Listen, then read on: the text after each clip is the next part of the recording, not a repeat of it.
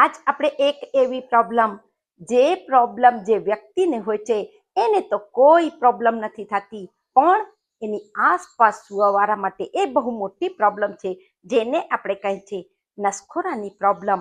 જ્યારે આપણે ઊંઘમાં હોય છે, નાક અને મોઢાથી એક અલગ ટાઈપની અવાજ આવે છે, જેને આપણે કહીએ છીએ ખર્રાટાની પ્રોબ્લેમ. આજ હું તમને એવા સરળ નાના ઉપાય બતાડીશ. યદિ તમે એને સતત કરી લેશો તો આ ખર્રાટાની જે પ્રોબ્લેમ છે, નસખોરાની પ્રોબ્લેમ છે, એનાથી હંમેશ માટે તમને છુટકારો મળી શકે છે. અને એની બાદ આપણે એ પણ જાણશું કે આ નસખોરાની પ્રોબ્લેમનું કારણ શું છે. હું Kalpana Rathod, acupressure acupuncture therapist, diploma in alternative medicine. સૌથી પહેલા નંબર 1 કારણ એ છે કે જેટલી આપણે ઓક્સિજન ફેફસાને જોઈએ છે ત્યાં એટલી પહોંચતી નથી, અને એની કારણ આપણે શ્વાસ લેવામાં જે નલીમાં અવરોધ થાય છે એની કારણ આ અવાજ આવે છે.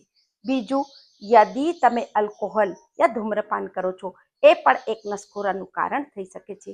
ઉંમરની સાથે સાથે પણ આ પ્રોબ્લેમ જોવામાં આવે છે. આ તો આના કારણ થઈ ગયા. હવે આપણે કયા ઉપાય કરવું છે? તો નંબર 1, જ્યારે તમે રાત્રે સૂવો છો, ગાયના ઘીના 2 ટીપા બંને નાકમાં નાખી લેજો. એનાથી તમારા શ્વાસ નલીમાં જે અવરોધ છે એ દૂર થશે અને ધીરે ધીરે નસખોરાની પ્રોબ્લેમ પણ મટી જશે. બીજા નંબરમાં, રાત્રે સૂતા પહેલા તમે 1 કપ દૂધ લઈ લેજો.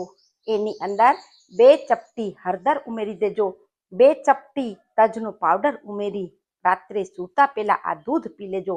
એનાથી તમારા જે ફેફસામાં પ્રોપર ઓક્સિજન નથી પહોંચતી એ અવરોધ દૂર થશે અને તમને નસખોરાની પ્રોબ્લેમ દૂર થઈ જશે.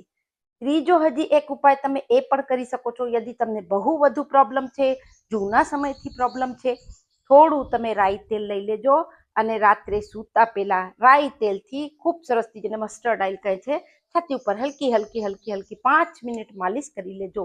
એનાથી પણ તમને બહુ સારા રિઝલ્ટ મળશે.